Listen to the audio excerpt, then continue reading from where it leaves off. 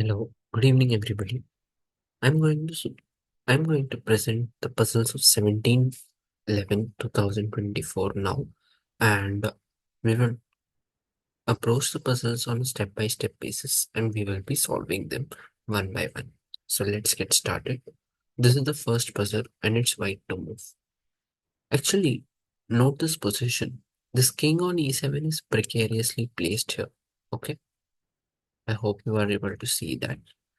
The king on e7. Okay, that's precariously placed. And one thing which is kind of awkward here, yeah, I hope you can see this, that this bishop can swing over to g5. Okay, first of all, let's look at the pieces that are there in the aggressive position. This bishop on g6 is in a very aggressive position, and if it's black to move, they cannot take this bishop because it will directly expose the attack to queen. Okay, so basically they would try to play bishop g7 kind of moves, but yeah, that should be the way to move forward. But it's kind of weird that in this position white is actually winning by a very powerful idea. The thing is, observe this bishop on e3 and this bishop on g6. These two bishops, believe it or not, control the entire board right now, along with the coordination of this queen. Okay, so how to think? What's the geometry? Well, consider a scenario where you have the opportunity to give bishop c5, and for one instance, forget the fact that this pawn is there in the board. Let's say d6 pawn is removed. Okay, let me just widen it for you if you guys want to yeah. Let's just imagine that this pawn is not here. Okay, let's just imagine for a second. Okay, sorry, I don't have the highlighter here. So let's just imagine that this pawn is not here actually. Okay, this pawn is not even here in the picture. Yeah, and consider a second scenario where this pawn is not there. Okay, these two pawns are diminished. Consider that this is a square empty and this is a square empty. Now, if you see, there is a, and this bishop on e3 remains the same. Now you see that this bishop can travel to c5, and believe it or not, it's a checkmate down here because e8 can be moved, e6 is controlled by pawn, so it can also not be moved, and f6 can be possible. Okay, but f6 means it will lead to something like queen h4 or something like that. It's a competitive attack, or even g4, g5 is also possible. Okay, so let's just continue for 1 second. Okay, so here let's just imagine a scenario that only d6 is not there. Then you have bishop c5, and it's a checkmate because no piece can block this check. Firstly, king cannot move to e8, king cannot go to e6, and king cannot go to f6 either because this pawn is actually blocking the pathway of the king. Okay, so that's one thing. And if you consider this position, and let's say we erase this part, yeah, then you see if this pawn is missing, then the bishop can travel down to g5, and it's again a checkmate, believe it or not. e8 not possible, e6 not possible, f7 not possible. Rest of the pathway is blocked by the thing, blocked by its own pieces. Okay, so let's get back to the original position here, and let's just say that nothing is there actually. Okay, yeah, this is a clean slate position. Now I have shown the scenario where if if these pawns are not there, okay, then we reach one of the two checks. But in this position, can we make out a scenario where we can reach this position by force without any intervention of opposition pieces? I mean, your opponent doesn't have any choice but to clear one of the pathways so as to enable the bishop to enter the game. Yeah, if you got that idea, then I'm probably thinking that you must have gotten the right move here. And that move is none other than queen takes e5 check. What a beautiful queen sacrifice. Just try to admire this sacrifice. Only two ways are possible, either to take this way or to take this way. Okay. If you take d takes e5, then I have bishop c5, and believe it or not, it's a checkmate. And let's say we just go back once. And if you take with this pawn, then you have bg5, again a checkmate, pinning down the king on the center. So that's it. The answer is queen takes e5 check, and whichever way you take, it doesn't matter. You just move your dark bishop on the next move, delivering a devastating and beautiful checkmate. So that's the first answer. Let's move on to the second one.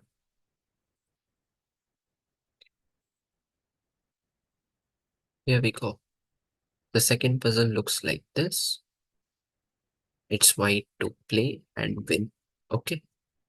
Now here consider the fact. There are two thinking lines here. You can just take this knight. Very simple. You can take this pawn as well. But then you allow queen takes g5 followed by rook g8 and maybe knight takes e5 and bishop h3 at some point. Sorry for the arrow. Bishop h3 at some point, and this g2 comes under a lot of firing line. Okay, so that's not probably a good idea to take the pawn on g5. You can also consider going for something like f5, but again, it is not feasible because knight takes, pawn takes, and bishop takes. Again, the h2 is under attack. So basically, black is trying to, have you under attack under the guard here. So white must do something emergency, I mean, with some urgency, so that the game couldn't slip out of the hands. But what does white actually have? White has this rook on f1, which is on the semi-open file, a file where only one pawn, either us, our pawn, or the opposition pawn exists. That file is known as semi-open file. Okay. And in this case, white has a semi-open file and rook can land to f7 at any moment, or even f5, f6, whichever square he wants. We want to combine this geometrical, uh, what should we say, paradox or geometrical beauty with something more tangible.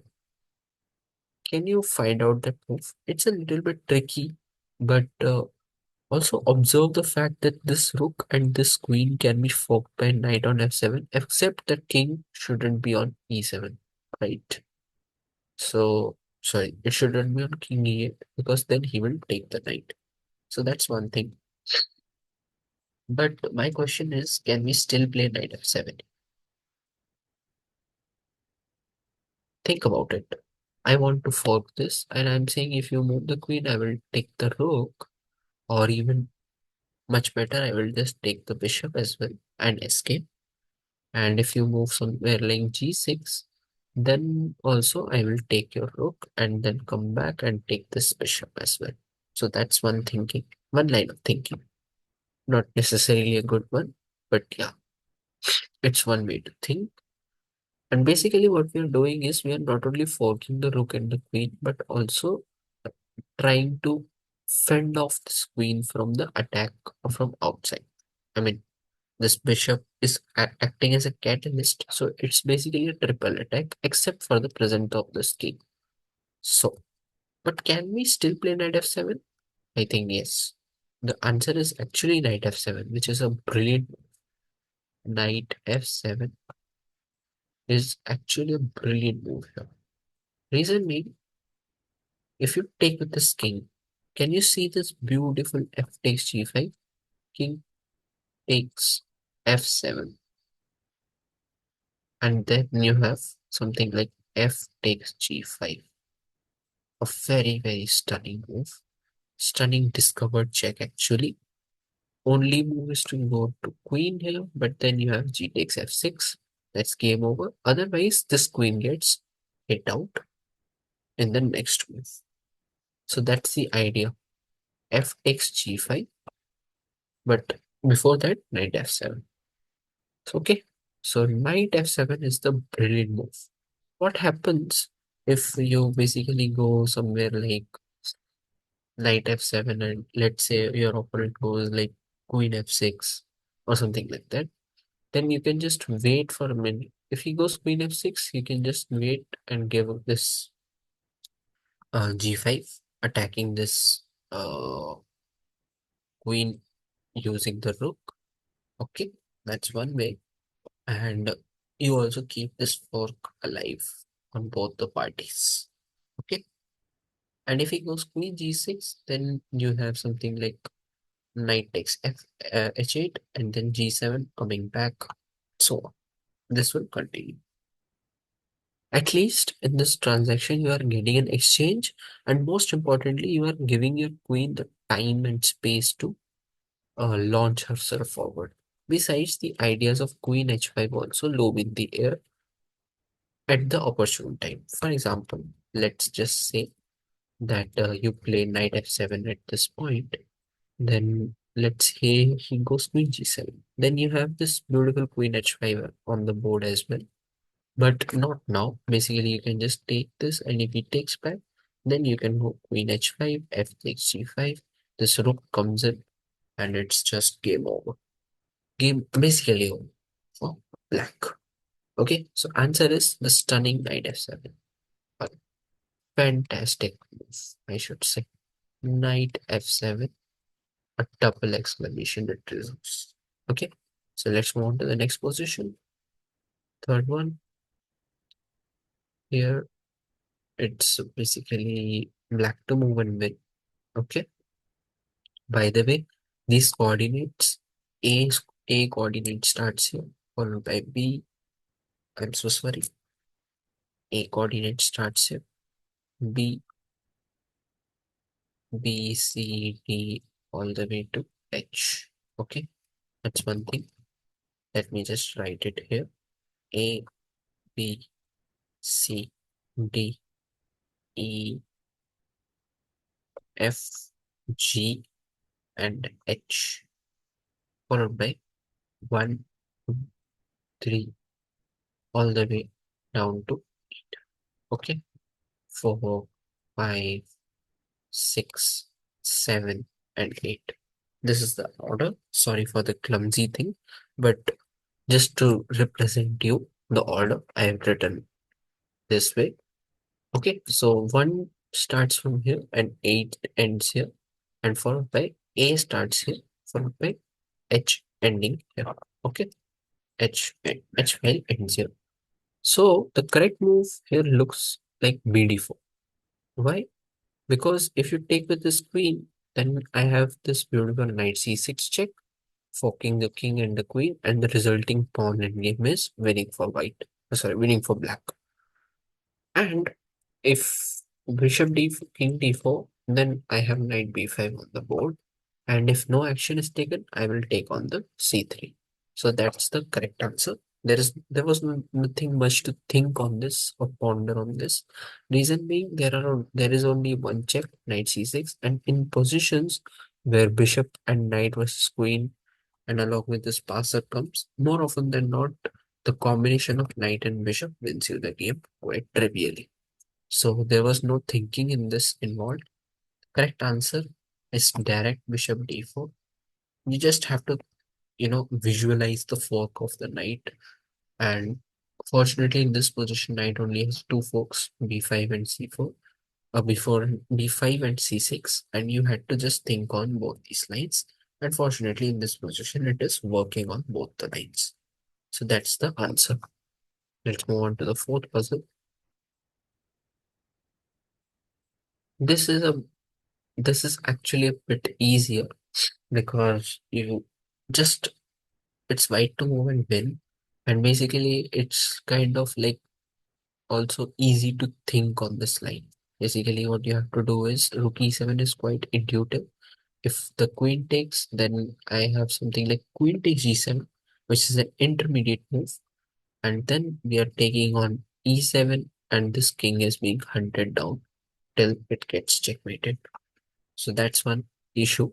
But rook e7 is quite natural at this point, and other moves like king f8 doesn't really work because of queen takes g7, queen takes, and rook takes g7. White is simply up by a piece here, and the rest of the moves, like black can also try for certain tricks such as rook e8. Just a second, I'll show you what the trick is.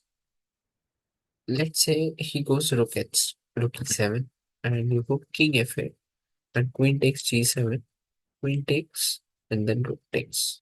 That's one issue, right? But the problem is, since the king is on f8, you cannot actually bring the rook down to d8 in order to go for back rank here, or to e8 in order to go for again back rank here, because this f3 pawn serves as a catalyst for back rank. But that is not actually possible in this position. So, without much ado, it's very, very simple, and there is only one direct way to think in this, which is rook e7. That's it. Sorry for the arrows. This arrow looks perfect. So answer is rook e7, followed by king f8, then queen takes e7, queen e7, queen g7, and then queen e8. If he comes king d8, then queen takes e7 as a checkmate. And otherwise, it's just game over for black. Okay, so let's move on to the last puzzle. This is a difficult puzzle. As I told you, I send in difficulties, and its solution will be given on a later basis tomorrow.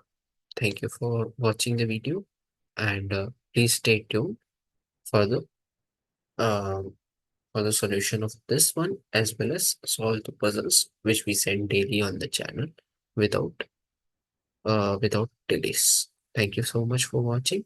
Happy learning.